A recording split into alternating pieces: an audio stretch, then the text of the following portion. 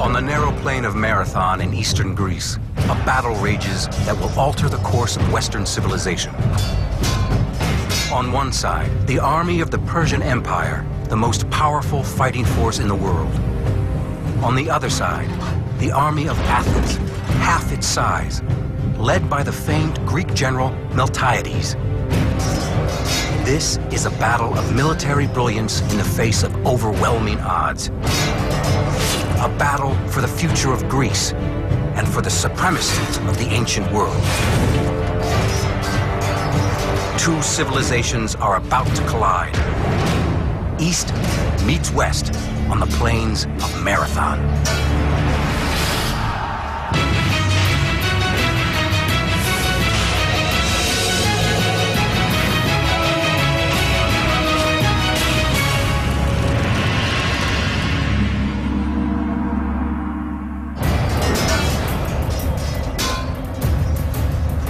Death comes swiftly. For 6 days, a brutal attack by a faceless invader stains the soil red.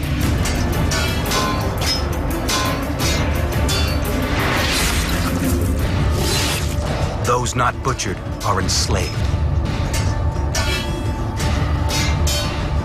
The aggressors are the heavy infantry of the mighty Persian Empire.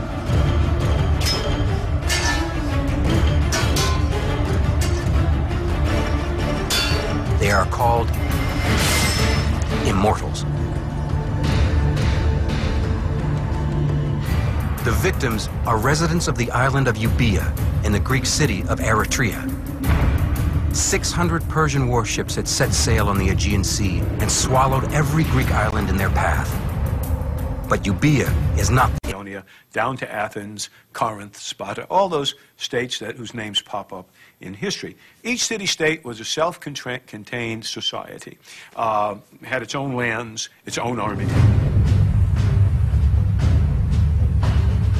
But aboard his warship, the Persian commander Datis cares about only one of these city-states, Athens.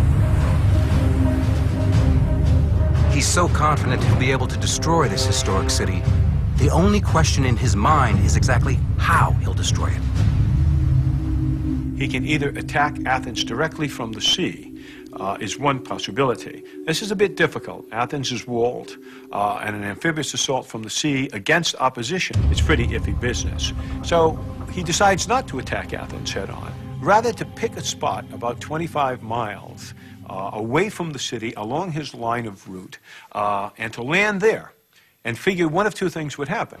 Either the Greek army responds and comes out to meet him, or he would land, assemble his army, and simply march on to Athens from the ground.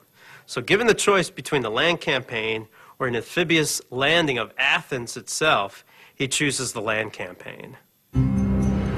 Datis directs his fleet of 600 ships about 26 miles away from Athens, at Marathon.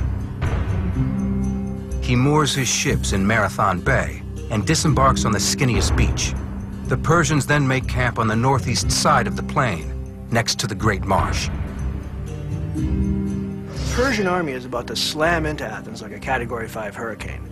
The Athenians know surrender isn't an option, but they're divided on how to prepare. Should they hunker down behind the city walls or march out to meet the Persians in battle? Some in Athens believe that an open field battle against the Persians is suicide. But one Athenian disagrees. His name is Miltiades, and he has a personal history with the Persians. Miltiades is a very interesting character. He comes from a prominent family in Athens, and when he's about 35, he takes over a Greek colony in Ionia on the edge of the Persian Empire. He rules there as a tyrant. This makes him very unpopular in Athens. In the late 6th century BC, Miltiades' home on the Hellespont Peninsula is engulfed by the expanding Persian Empire. He's forced into military service. Now wielding a Persian sword, he must fight along his conquerors. The Persians soon spread north, cross the Danube River, and invade Scythia, modern-day Eastern Europe and Asia.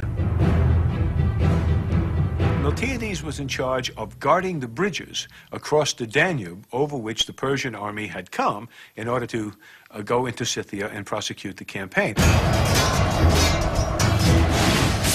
Finally, after 3 long years in Scythia, Miltiades decided he'd had enough.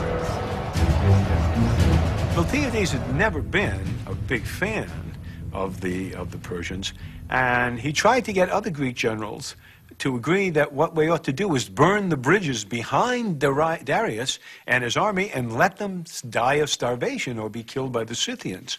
Other Greeks would not go along with it, but it was Miltiades' idea, and it was picked up by Persian intelligence. So Persian intelligence were not very happy with Miltiades, as you might expect.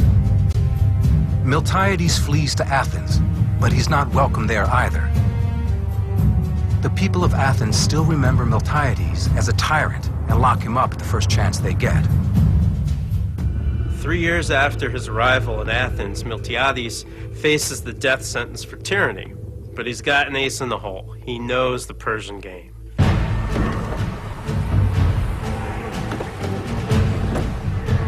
And the Persians are on their way, looking to destroy Athens.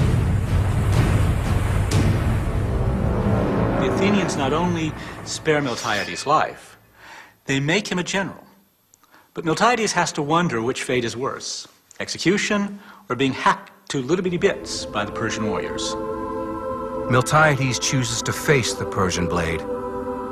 And rather than hide behind the walls of Athens, he wants to meet the Persians on the battlefield. But the final decision on whether to fight is not his to make. Athenian democracy extends to the army too. So when an argument erupts over what to do at Marathon, the Council of 10 Generals must decide what to do. Attack now, or retreat and try to get help from other Greek city-states. The vote is 5-5. The tie-breaking vote falls to a man named Callimachus. He is the polemarch. It's a ceremonial position in the Athenian army. Miltiades makes an impassioned case to Callimachus, saying, "It's up to you whether Athens is reduced to slavery or rises to become the greatest of all the Greek city-states." He explains that failure to fight now will shatter the democracy along factional lines and make them easy prey for the Persians. Callimachus is convinced, and he votes to attack.